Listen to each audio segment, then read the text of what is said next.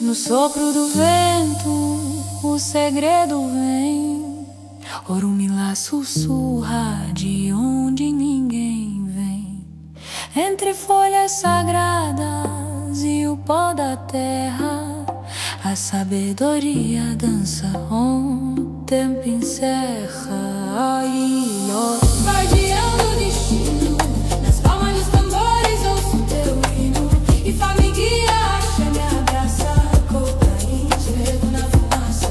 Guardião do destino, nas palmas dos tambores ouço teu hino. E Fá me guia, acha, me abraça, cocaína, medo na fumaça. Imagina só, um sistema de sabedoria milenar, lá da África Ocidental, que funciona quase como um mapa para o nosso destino. E olha, não é só uma religião, viu? É muito mais.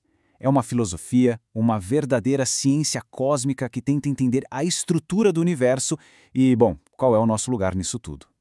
Hoje, a gente vai mergulhar fundo nos segredos de Orunmila e Fá.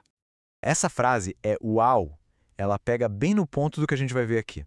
E Fá é tipo uma mensagem divina, sabe? Um código que guarda a sabedoria da criação. E a nossa missão hoje é justamente começar a decifrar esse código. E olha, para ninguém pensar que isso é só uma crença regional, um detalhe local. Não, não. É fundamental sacar o alcance global disso aqui. Em 2005, a própria Unesco reconheceu o oráculo de Ifá como patrimônio imaterial da humanidade.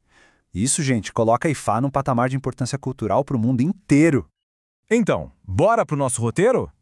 Primeiro, a gente vai entender o que é Ifá. Depois, vamos dar um mergulho na cosmologia iorubá, conhecer a figura central, que é Orunmila, decifrar a linguagem sagrada do Zodu, ver como funciona a consulta ao oráculo e, no final, descobrir o grande propósito por trás de tudo. Preparados? Vamos lá! Então, o que é Ifá, na final? Bom, para começar, é um sistema de conhecimento super complexo do povo iorubá lá da Nigéria. Pensa nele como uma filosofia de vida, um sistema de crenças e um jeito de buscar orientação, tudo junto, amarradinho, para ajudar a gente a navegar na vida. E para a gente entender Ifá de verdade, primeiro a gente precisa entender o campo de jogo, ou seja, o universo segundo a cosmologia iorubá. E não é um universo de caos, não. Pelo contrário, é um cosmos super organizado, com uma estrutura e regras bem claras que comandam tudo o que existe. E no topo de tudo, a origem de tudo, está Olodumaré. Mas não é para imaginar um deus com forma humana que fica se metendo no nosso dia a dia. É mais profundo. É a fonte suprema, o grande mistério de onde sai toda a energia, toda a vida, todo o axé, que é essa força vital que conecta o universo inteiro. E aqui a coisa fica fascinante. Essa cosmologia toda se baseia num princípio-chave, a polaridade. Mas esquece a ideia de bem contra mal, tá? A gente está falando de forças que se completam. De um lado, a expansão, a luz, que é representada por um traço só.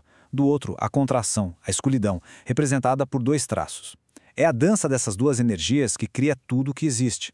É tipo um código binário cósmico, sabe? Com só dois elementos, você cria uma complexidade infinita. E isso, muito antes de qualquer computador existir. E essa visão de mundo tem uma organização, uma hierarquia bem clara. Lá no topo, Olodumare, a fonte de tudo. Descendo um degrau, a gente tem os orixás, que são as divindades que comandam as forças da natureza. E mais abaixo, os ancestrais, que são respeitados porque viveram vidas exemplares, com bom caráter e deixaram um legado de sabedoria pra gente.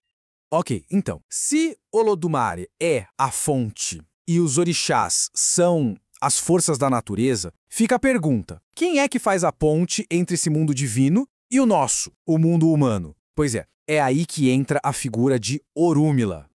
Esse é o cara. Orunmila é o orixá da sabedoria. A história conta que ele estava lá, presente, quando tudo foi criado. Por isso o nome Testemunho da Criação. Ele sabe o destino de cada um de nós porque ele viu a gente escolhendo esse destino antes mesmo de nascer. E a missão dele é justamente usar todo esse conhecimento para nos guiar no caminho certo. Pensa na responsabilidade. Certo, ele sabe de tudo. Mas como é que ele comunica essa sabedoria toda? Bom, ele faz isso através de uma linguagem sagrada, que é quase uma biblioteca cósmica gigante que tem dentro dela todas as possibilidades da experiência humana. 256. Guardem bem esse número, porque ele é a chave de todo o sistema. Cada uma dessas 256 assinaturas de energia representa um caminho, uma situação, um destino possível.